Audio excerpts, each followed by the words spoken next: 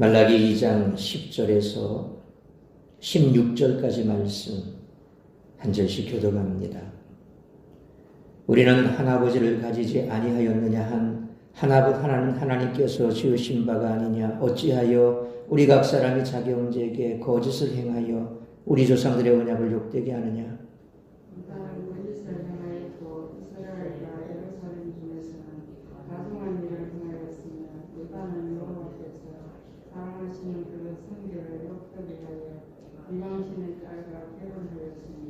이 일을 행하는 사람에게 속한 자는 깨는 자나 응답하는 자는 물론이요 만군의 여호와께 제사를 드리는 자도 여호와께서 야곱의 장막 가운데서 끊어버리시리라.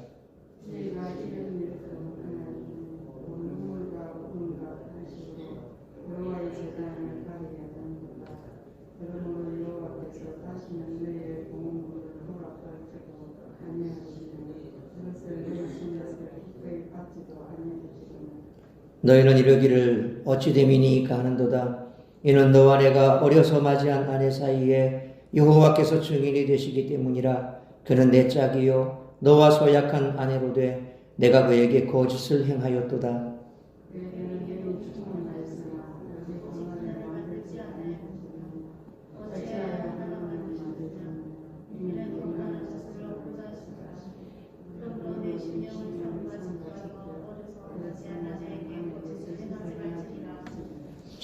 같이 읽습니다. 이스라엘의 하나님 여호와가 이르노니 나는 이혼하는 것과 옷으로 학대를 가리는 자를 미워하노라. 만군의 여호와의 말이니라. 그러므로 너희 심령을 삼가 지켜 거짓을 행하지 말지니라. 아멘. 기도하겠습니다. 살아계신 아버지 하나님, 은혜와 사랑을 감사합니다. 오늘도 하루 온종일 우리의 삶의 도전에서 우리가 땀 흘려 애써 수고하고 또한 정한 시간 주님 앞에 나와 예배하게 하시니 감사합니다. 우리의 육신의 피곤함을 주께서 제하여 주옵시고 말씀에 집중할 수 있도록 성령 하나님 우리의 마음과 생각을 붙들어 주옵소서. 하루 온종일 분주했던 모든 마음들 다 주님 앞에 내려놓습니다. 오늘도 우리의 삶의 현장에서 내가 여러 가지 많은 어려움이 있었고 힘든 일이 있었다 할지라도 모든 것 하나님 앞에 다 내려놓고 오직 이 시간 내게 말씀하시는 주의 음성 듣기를 갈망하며 말씀에 집중하는 될 수 있도록 가정마다 다급한 소식 오가지 않게 하여 주옵시고 오늘도 아버지 하나님 주신 말씀이 우리 심령 깊이 새겨지는 복된 말씀 될 수 있도록 인도하여 주시옵소서. 이 모든 말씀 우리 주 예수 그리스도 이름으로 기도하옵나이다. 아멘. 하나님은 정의로우시며 진리의 표준이십니다. 인간은 진리나 참됨을 가지고 있지 않습니다. 그러므로 죄인입니다. 그러나 여호와를 경외하지 않는 사람은 하나님의 진리를 감히 왜곡하는 담대함을 가지고 있습니다. 그들은 16절 상반절 말씀처럼 진리를 남용해 자신의 악함을 변호하거나 자신의 이기적인 욕심을 채우는 교활함과 위선을 자주 드러냅니다. 그들의 내면에는 언제나 진리를 왜곡하거나 남용해서라도 이기적 본성에 따라 자기 이익을 구하는 추악함이 자리 잡고 있습니다. 그러므로 진리는 여호와의 경외함을 필수적으로 요구합니다. 여호와 하나님을 경외함은 진리의 결과가 아니라 선결 조건입니다. 그래서 잠언 1장 7절에 여호와를 경외하는 것이 지식의 근본이거늘 이라는 말씀에서 여기서 근본으로 번역된 히브리어 레시트는 창세기 1장 1절에 보면 태초에 버레시트 바라 엘로힘 태초에 할 때 레시트 바로 그것이 오늘 잠언 1장 7절의 근본이라는 말과 같은 단어입니다. 그러니 지식, 곧 진리는 오직 여호와를 경외하면서 시작이 된다라는 말씀입니다. 그러므로 여호와를 경외하지 않으면 도대체 진리도 없고 진리가 무엇인지도 알지 못합니다. 여호와를 경외하지 않는 사람에게는 고귀한 진리가 턱없이 과분합니다. 그래서 그들은 악으로 악을 덮는 악순환 속에 인생을 파멸시킵니다. 세상이 그렇지 않습니까? 세상 돌아가는 거 보십시오. 진리를 모르고 하나님을 경외하지 않으니 생명을 경시 여기고 뿐만 아니라 하나님을 욕되게 하고 하나님을 저주하고 또 하나님을 비웃습니다. 신이 어디 있냐? 죽었다. 그런 없는 신을 너희가 억지로 만들어내서 거기에 얽매일 필요가 없다. 얼마나 불행한 삶을 사느냐. 그러면서 하나님이 없다고 사람들에게 그런 삶에서 벗어나라고. 그래서 미국의 무신론자들은 우리가 보면 God is love you. 하나님은 당신을 사랑합니다. 혹은 God is love. 하나님은 사랑이십니다. 뭐 이런 광고 문구 같은 것들을 써놓지 않습니까? 굉장히 그 사람들은 그걸 경멸합니다. 그러면서 거기다가 일요일은 당신이 하지 못했던 일을 하세요.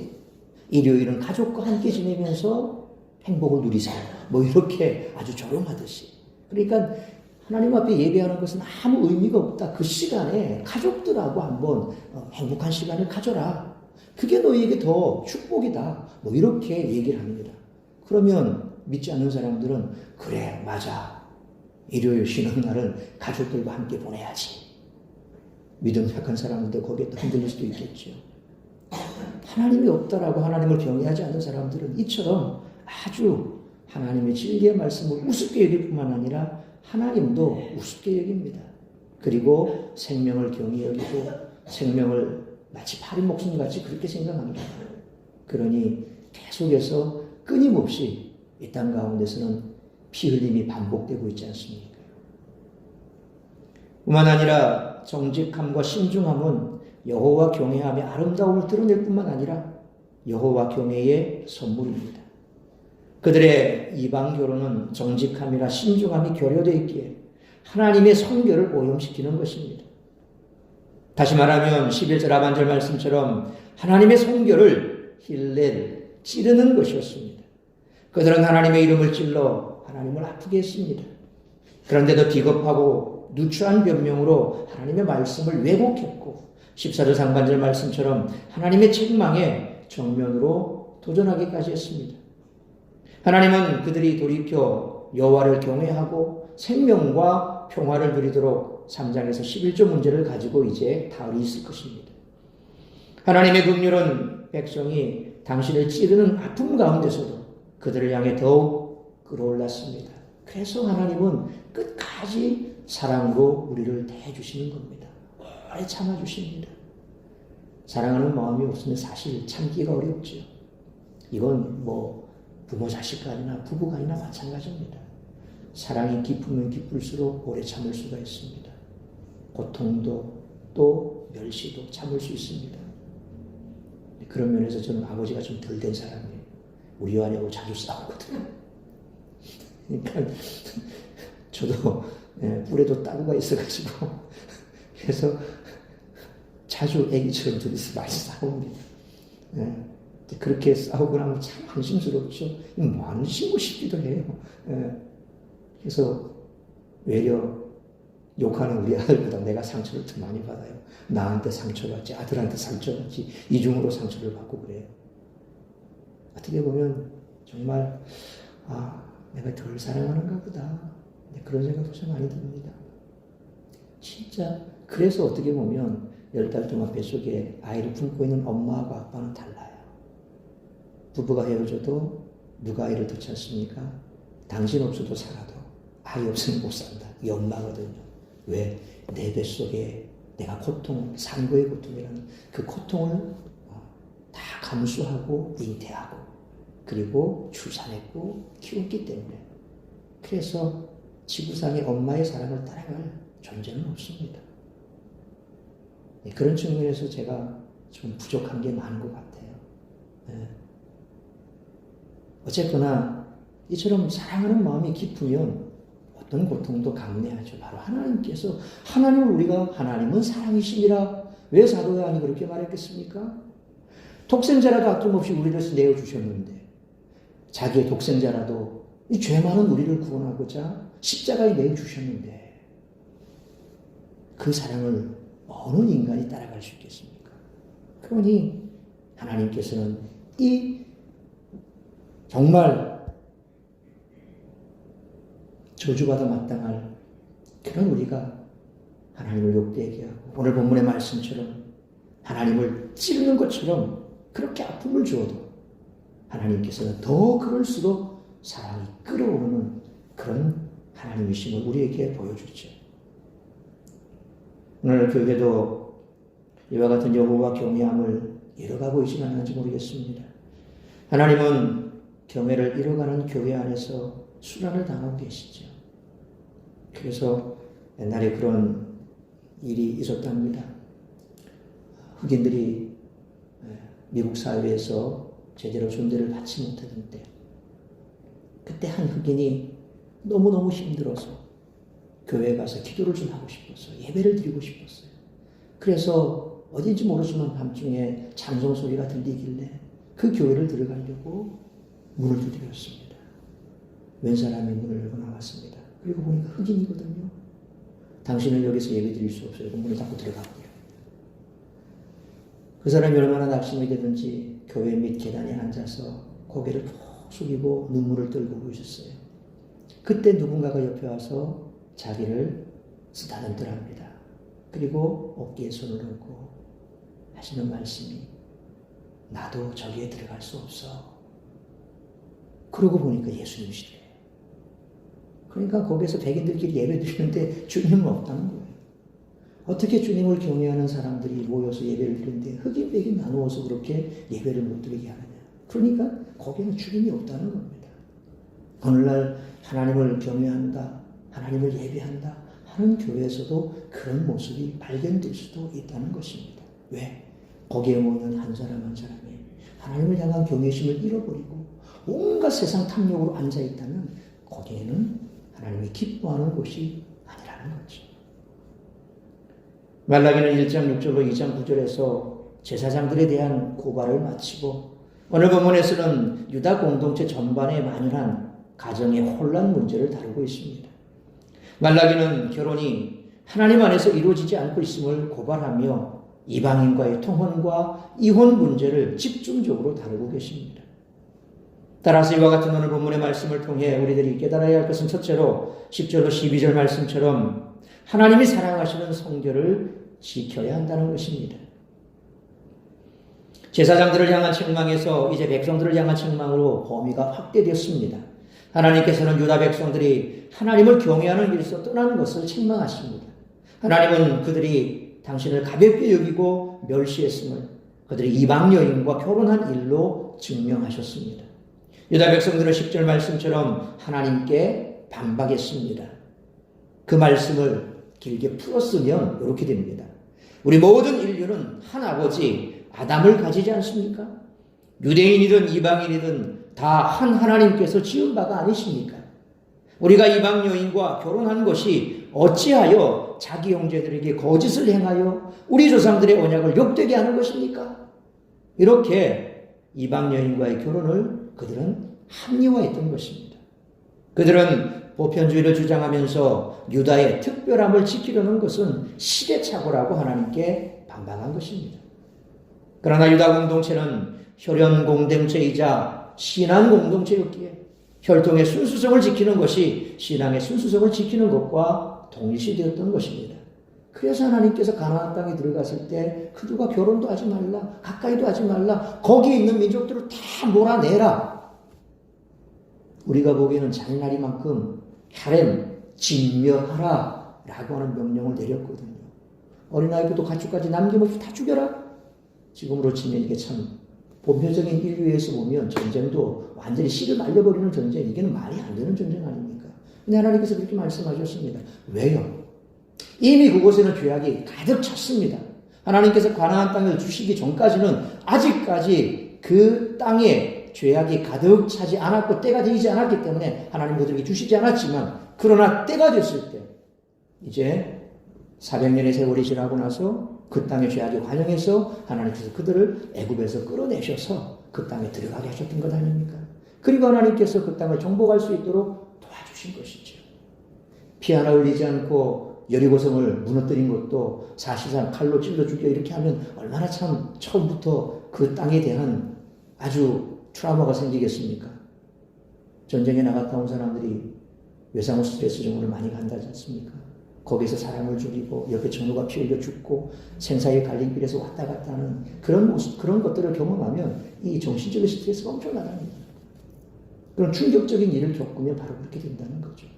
이스라엘 백성들이 가나안 땅에 들어가자마자 그렇게 칼싸움 하듯이 찔러 죽이고 피 흘렸으면 아마 그들도 그런 스트레스에 휩쓸렸을 겁니다. 그런데 하나님께서 처음에 여리고성 점령할 때 어떻게 했습니까? 그냥 하루에 한 바퀴씩 성만 도는 거예요. 성 주위만. 한 말도 하지 않고. 참 재미난 전쟁이지.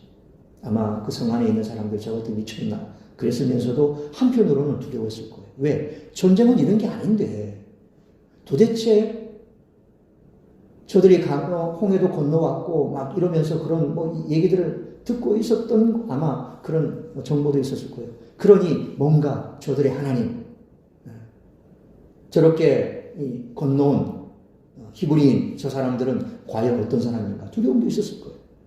한마디도 안 하고 성을 두고 결국에 어떻게 됩니까? 제사장의 나팔, 양각 나팔 소리와 그들의 고함 속에 성이 무너져 버리는 거예요. 피 한 방울 안 흘리고 그래서 여리고성을 점령하지 않습니까? 하나님께서 그렇게 그들의 죄악을 심판하신 거죠. 하나님께서 그렇게 심판하신 것, 그래서 바로 하나님께서 가나안 땅을 그들에게 주신 것은 그곳에서 하나님을 섬기는 하나님의 순수한 백성들을 거기에 세우기 위해서 그들을 그곳에 넣으신 거거든요. 사실상 그 땅은 역사적으로 봐도 시대학적으로 봐도 온통 큰 문명의 발상지에 둘러싸여 있습니다. 우리하고 똑같아요. 지정학적으로. 위쪽으로는 대륙적으로 보면 거기 메소포타미아 문명이 있습니다. 큰 문명이 있습니다. 좌우에는 해양 세력이고 그러니까 늘 외침이 많은 곳이죠. 그럼에도 불구하고 하나님께서 거기다가 알박듯이 박아놔 버렸습니다. 왜요? 하나님만을 섬기고 하나님만을 바라보라고 거기 놓은 거거든요. 초기에는 그랬지만 시간이 지나면서 그들이 퇴색됐고 결국 말라기 시대에 와서는 완전히 그들이 무너져 버린 겁니다.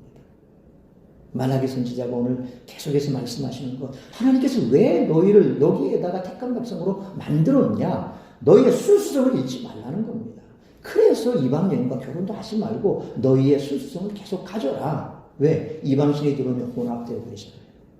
신앙 자체가 이제 깨져버리는 겁니다. 여호와를 섬기는 것과 이방신을 섬기는 것.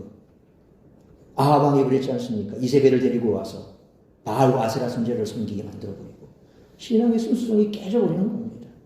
결국 이방인과의 결혼이 형제에게 거짓말하는 거짓을 행하는 행위라고 지책하고 계시는 겁니다.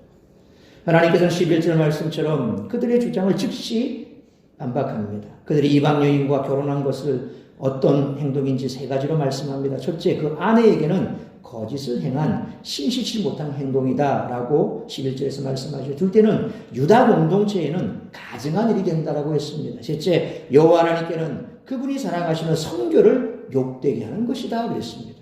여기서 욕되게 한다라는 말은 아까 찔러 아프게 한다 그런 뜻이고, 오염시켜 더럽게 한다는 그런 뜻입니다. 실제로 율법의 말씀인 출애굽기 34장 11절로 16절, 신명기 7장 1절로 6절 말씀을 보면 가나안 7족속의 여인들과 결혼하는 것은 율법으로 금지되어 있습니다. 그러니까 가나안 땅에 들어가서 너희가 지켜야 할 법이 이거다. 이방 여인과 결혼하지 마라. 이게 법이거든요. 율법입니다. 그러한 결혼은 이방 우상에 대한 신앙을 공동체 안에 퍼뜨려 혼합 종교를 만들어내는 그런 경향을 지니기 때문입니다. 하나님은 궁극적으로 하나님이 사랑하시는 성교를 이스라엘 안에서 지키시고 이루시기 위해 이방 결혼을 금지하신 것입니다. 하나님은 이를 엄중하게 말씀하시면서 그들의 비겁한 상대주의적 합리화를 일축하셨습니다. 이방 결혼을 금지하신 말씀을 멸시하는 악한 얘기를 합리화하는 것을 보면 그들이 얼마나 하나님을 경외하는 길에서 멀리 떠나 있는지를 증명한다라고 말씀하십니다. 이는 마치 불순물이 섞인 금이나 은을 거래하는 것과 같다는 것입니다. 딸을 시집 보냈는데 알고 보니 사유가 이방인의 피가 섞인 사람이라면 형제에게 거짓을 행하는 셈이죠. 그러니까 며느리를 맞이하는 문제뿐만 아니라 이 딸이 누군가에게 시집을 갔는데 정상적인 유대인 가정인 줄 알았더만 알고 보니까 이 혼혈족이야. 그러면 어떻게 됩니까? 피가 섞여 버리는 거죠. 결국 그것은 그 여인에게 거짓말하는 것이 되는 거죠.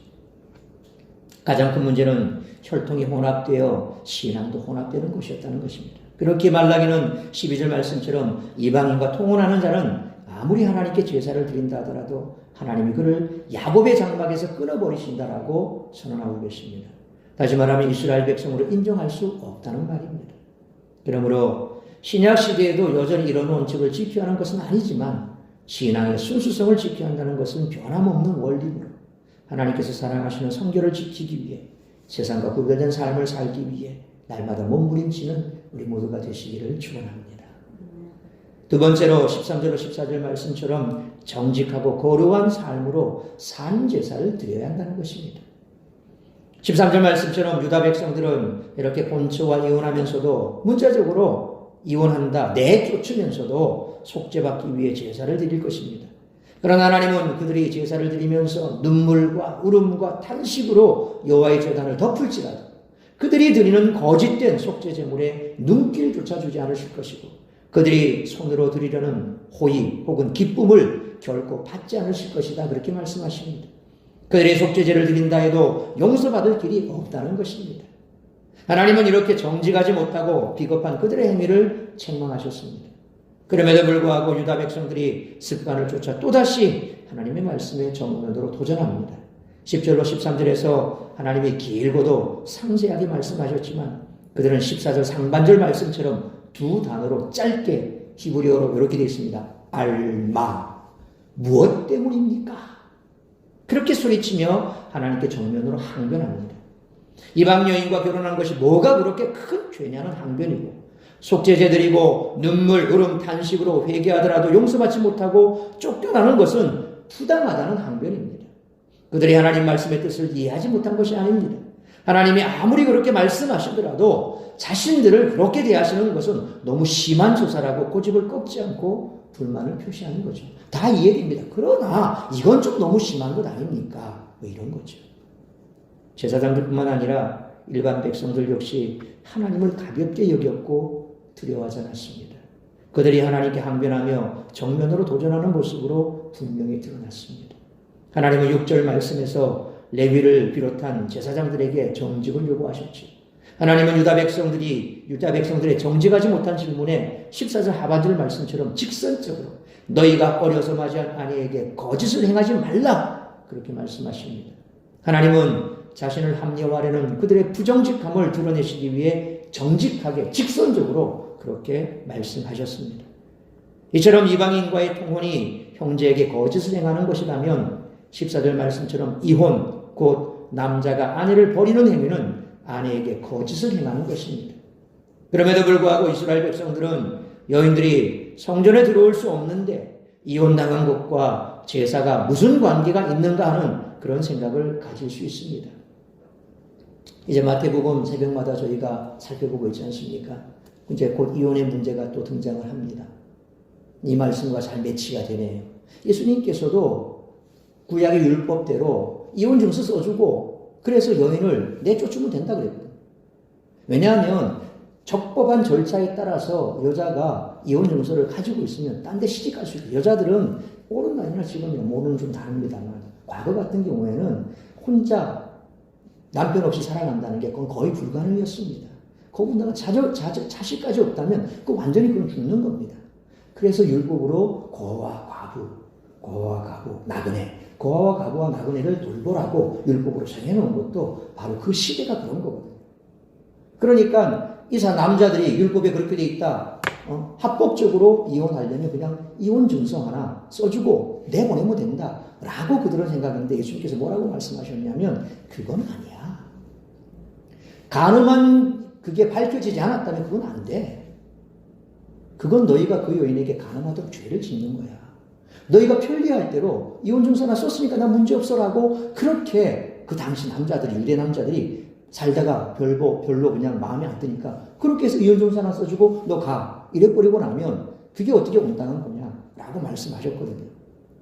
오늘 말라기에서도 똑같이 그렇습니다. 이혼하는 것 그거 남자가 여자를 버리는 것 그거 아내에게 거짓을 행하는 것이다.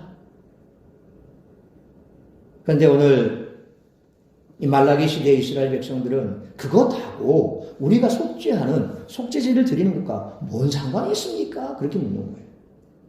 그러나 하나님은 성전에 들어올 수 없는 여인이라고 해서 성전제사와 관계가 없다라고 생각하지 말라고 말씀합니다. 하나님은 결혼의 증인이 되시기에 하나님 앞에서 서약하고 맞이한 아내를 버리는 행위는 하나님께 대한 배신이라는 겁니다. 그래서 우리가 기독교인들이 사실 오늘날도 목사를 규례로 세우고 혼례예식을 하면 이혼하는 그 자체가 상당히 조심스러워야 합니다. 근데 어느 정도 예수님께서 허용하신 것은 남자가 간음했을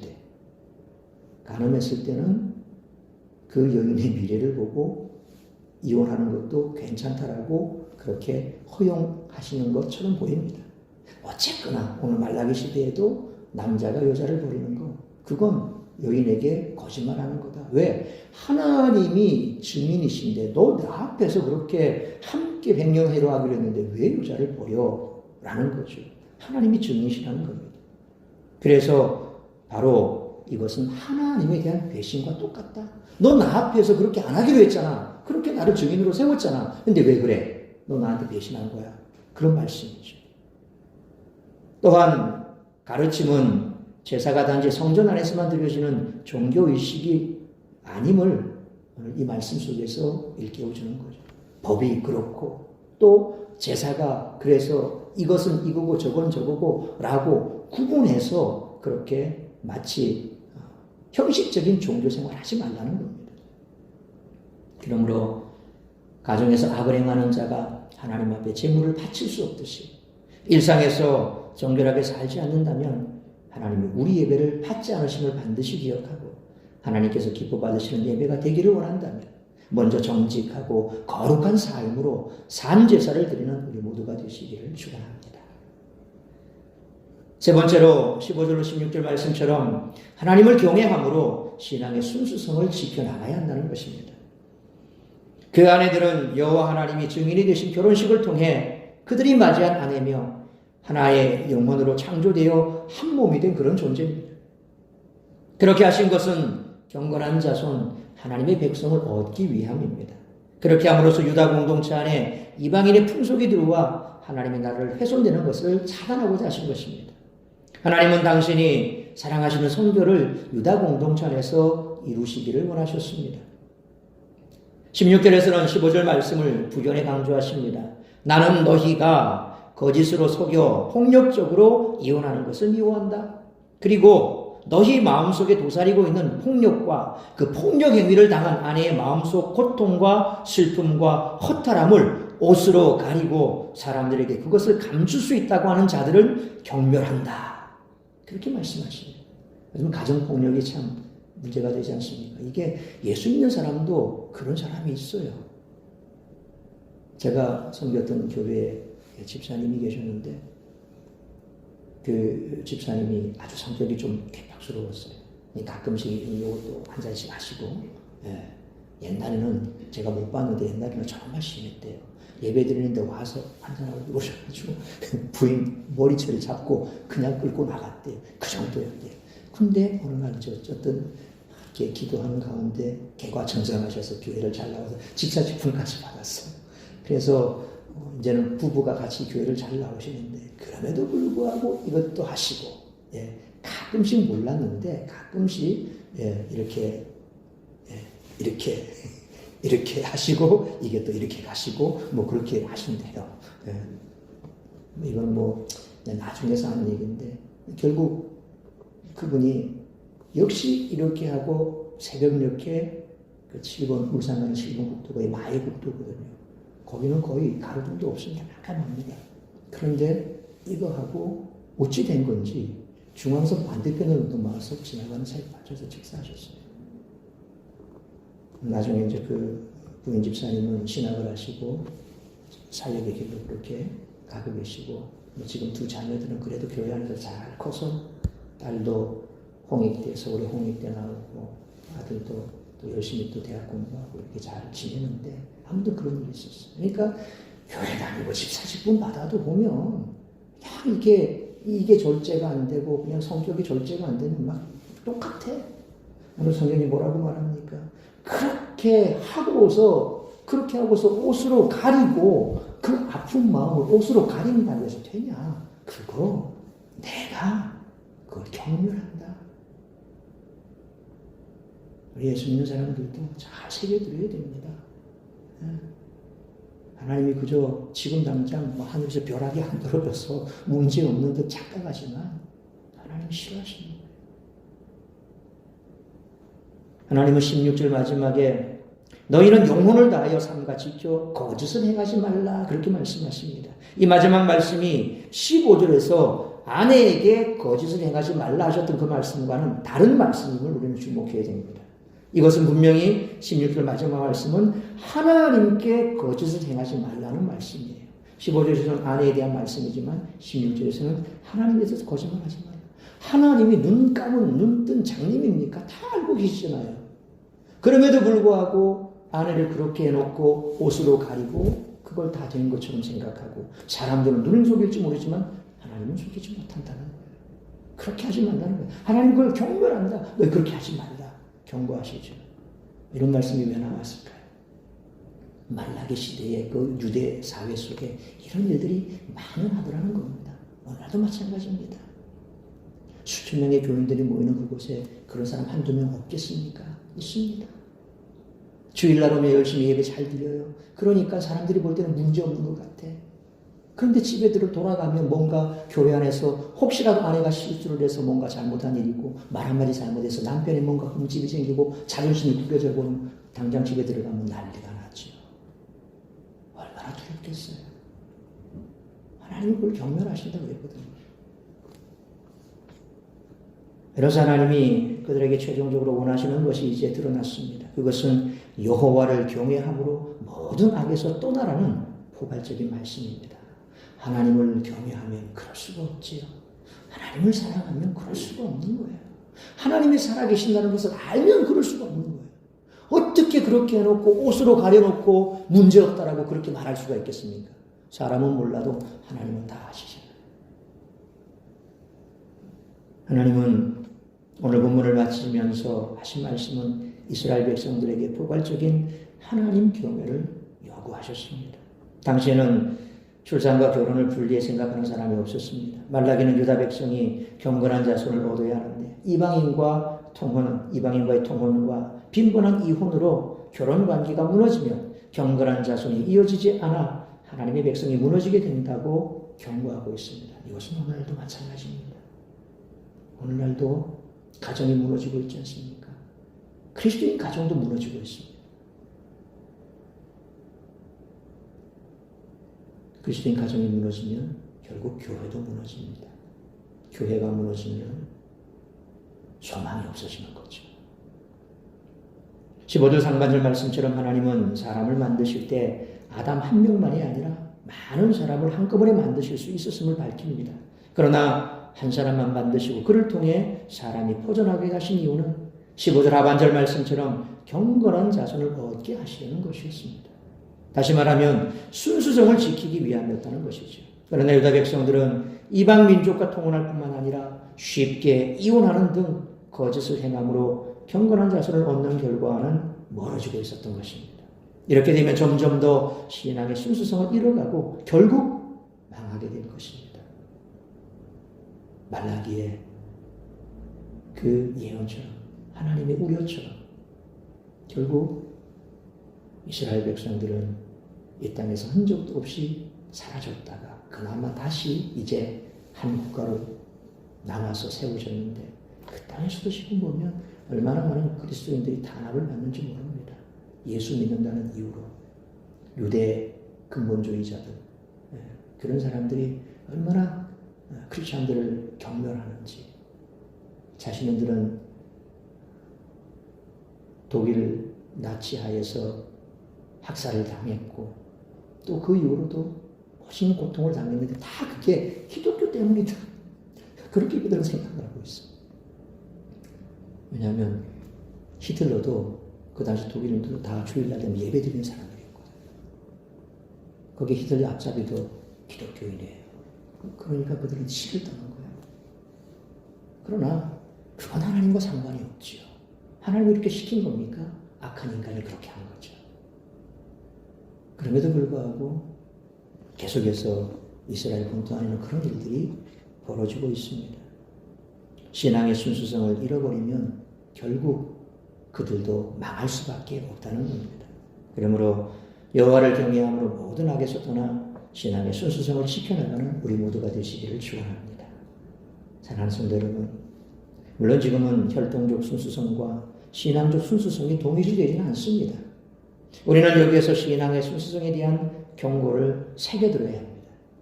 경건한 가정에서 경건한 자녀들을 양육하는 것뿐만 아니라 이웃에게 복음을 전하는 것도 경건한 백성을 얻는 길이죠.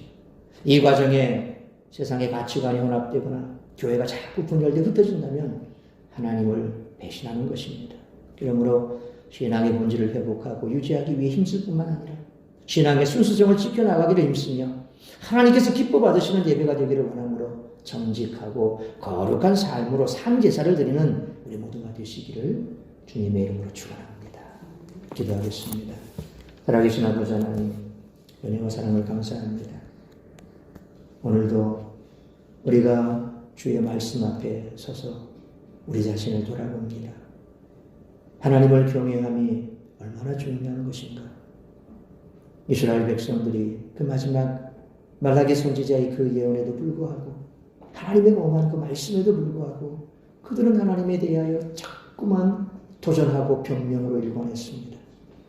우리 또한 그들처럼 우리의 삶의 현장에서 하나님을 경외하는 것이 점점 멀어지고 또 삶의 순간순간 내 편리할 대로 그렇게 하나님 앞에 변명하고 있지는 않은지 다시 한번 우리 자신을 돌아보면서 세상 가운데서 정직하고 거룩한 삶으로 산제사를 드리며 하나님께서 기뻐하시는 하나님의 성결을 이루어가고 우리의 신앙의 순수성을 계속해서 유지해 나가기를 위해서 힘쓰는 우리 모든 성도들 되게 하시고 우리의 가정들이 될 수 있도록 세상에서 계속해서 이처럼 가정이 파괴되고 있는 그런 현상 속에서 우리 믿는 집의 자녀들만큼이라도 믿음으로 양육받게 하고 하나님을 제대로 알고 하나님을 경외하는 그런 가정의 자녀로 훈련시켜서 다음 세대들이 이 땅을 더 아름답고 거룩한 나라로 세워가는 일에 앞장서는 우리 가정, 우리 부모들이 될 수 있도록 인도하여 주옵소서. 이 모든 말씀 우리 주 예수 그리스도의 이름으로 기도하옵나이다. 아멘. 찬송하겠습니다. 찬송가 424장.